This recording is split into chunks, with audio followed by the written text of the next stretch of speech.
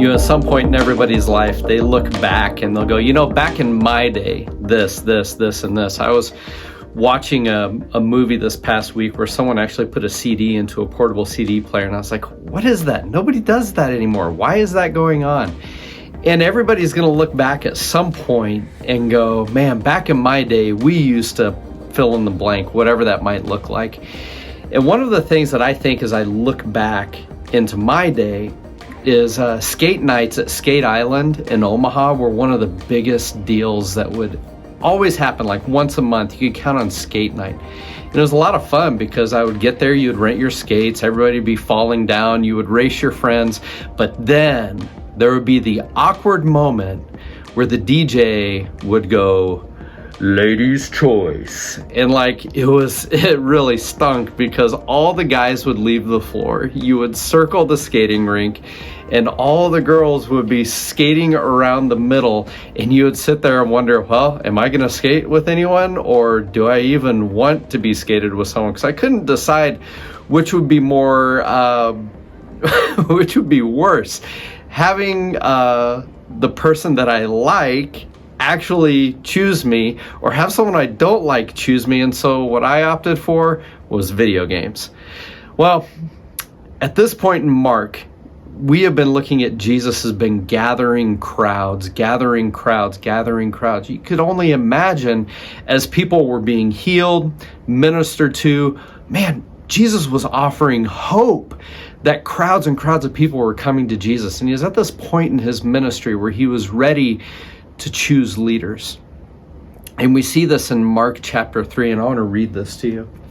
In Mark chapter 3, starting with verse 17, Jesus says this: Jesus went up on a mountainside and called to him those he wanted, and they came to him. He appointed 12, designating them apostles, that they might be with him and that he might send them out to preach and to have authority to drive out demons. And then he goes through to name off the 12 that he chose. And I wonder what that may have been like for the people that were there to watch Jesus go, you,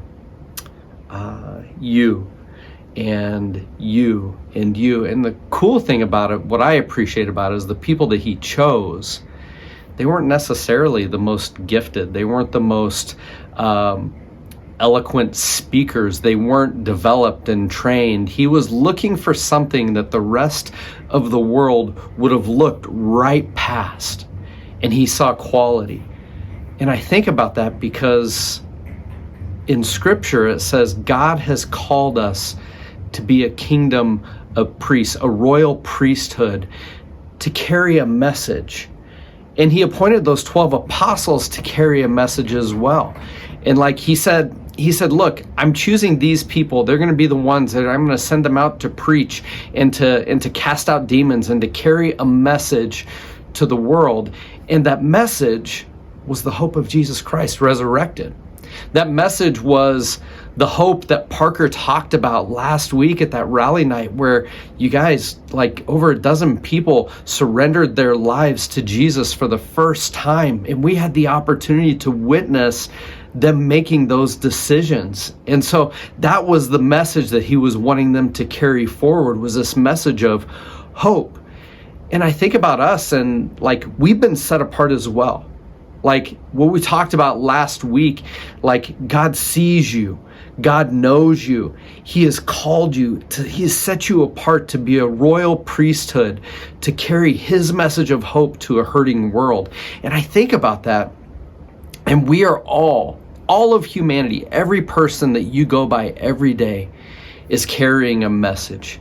And they're preaching a message. The message is one of two things. They either carry with them a message of hurt or a message of hope. And those messages of hurt often aren't the fault of the people carrying them. Some of you watching this video, you might be carrying a message of hurt. And because you're carrying a message of hurt, you might be angry.